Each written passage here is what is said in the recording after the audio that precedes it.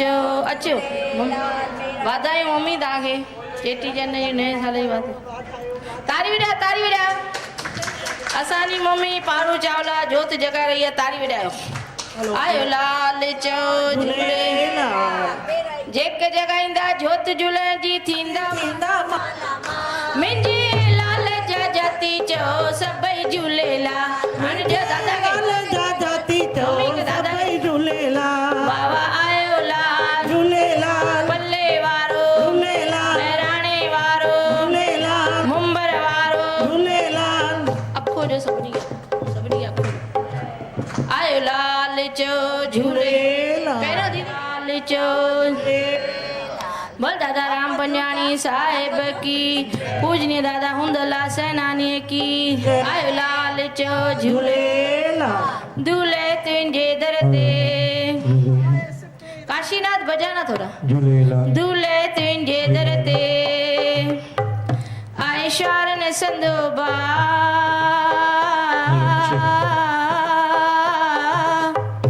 वेठो आई त सडड़े जे सुतो आई त उथी जाग हाणे जागी रे मजवा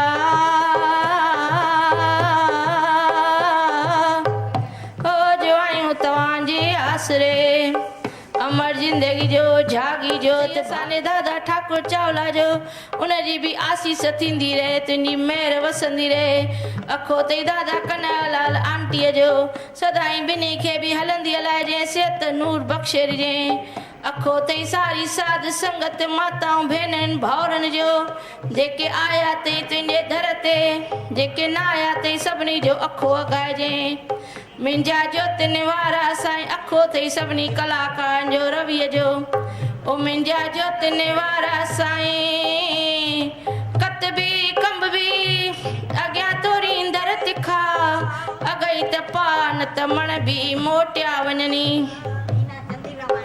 हीरा चंदी रामाणी परिवार जो अखो अथई पुष्पा भेण जो बि अखो अथई सदाई महिर वसाइजे ओ मुंहिंजा लहरनि वारा साईं अखो जॾहिं बीठा अथई सभिनी जा दुख दर्द मिटाइजे सभिनी खे हलंदी हलाइजे सिहत नूर बख़्शे ॾिजे कंहिंजो कंहिंखे मोथाज न बणाइजे अखो अथई चंद्र मंगलानी परिवार जो मुंहिंजा जोतिन वारा साईं अखो अथई तिनानी परिवार वाधवानी परिवार लालचंदानी परिवार रामनानी परिवार जो सदाई महिर वसाइजे अखो पाराइण में जोत जगाइण में बहिराणो साहिब ठाहिण में काई बि असां बचन खां भुल थी हुजे त माफ़ी ॾिजे